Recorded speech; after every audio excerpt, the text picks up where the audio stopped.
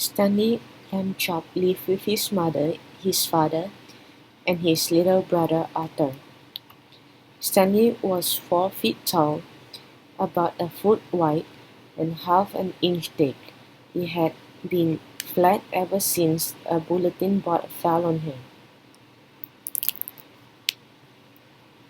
Sometimes being flat was great, especially on trips. Stanley would fold himself up and get comfy anywhere. Stanley could roll himself up and catch a ride too. I wouldn't mind a ride, grumbled Arthur. But being flat on the beach was a pain in the neck, and the leg and the arm. Ouch, cried Stanley. That's the third time I've been stepped on today. Stanley brushed off the sand. Let's do something else, he said to Arthur. Want to go snorkeling? Sure, said Arthur. Stay in the cove, Mrs. Lambchop called. Okay, the boys agreed, pulling on the mast. Stanley splashes into the sea. Last one is a rotten egg. No fair, said Arthur. You don't have to put on fins. Stanley grinned. It's not my fault I have them built in. Stanley's flat feet helped him swim faster than Arthur, but he didn't mind slowing down. There was so much to see. Stanley spotted a school of bright blue fish. Arthur pointed out a stingray. Hey, it's flat like you, he tried to say, but it sounded like glub. Glub, glub, glub, glub. A small silver dolphin zipped past Stanley. It swirled around and swam back, so close he could almost touch it. Swish! The dolphin raised her head again. It looked back at the boys as if it wanted them to come along. Stanley looked at Arthur. Arthur nodded eagerly. The boys kicked hard and followed the dolphin to the end of the cove.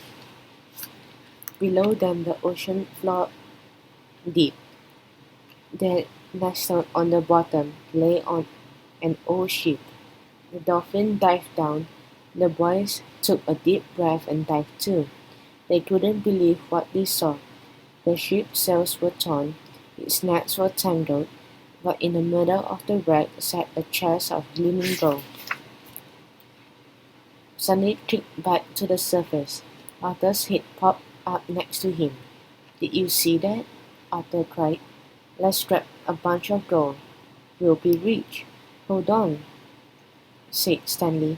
The treasure must belong to somebody. Let's take one piece to show everyone. Then we'll figure out what to do. Oh, okay, said Arthur. But then the waves slapped Stanley, then another. It's getting choppy, he says. I think it's going to storm. Wait here, Arthur. I'll hurry and get the gold.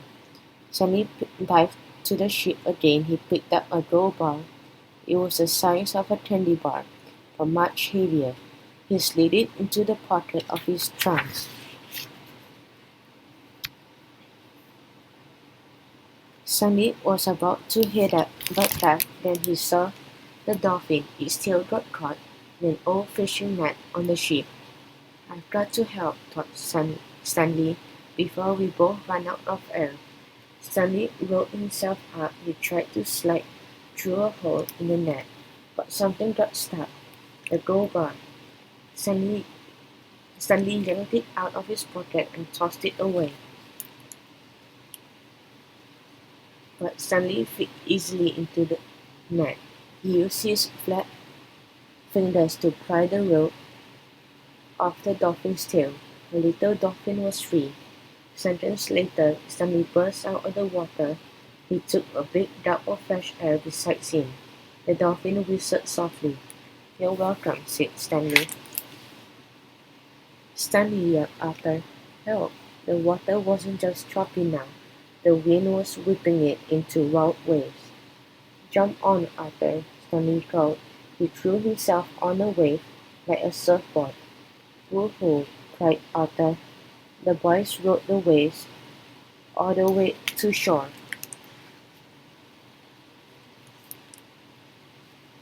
By morning the storm had passed. Stanley and Arthur took their parents to see the shipwreck. "It was here, really," said Stanley. Mr. and Mrs. Lamchop peered into the water. The bottom of the cove was empty. No ship in sight, not a trace.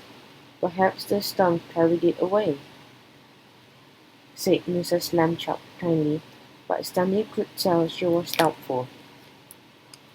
"Too bad it didn't keep that gold," muttered Arthur. "Then we have proof." Stanley heard a whistle. "Hello there, Dolphin," he called. The little dolphin whistled again.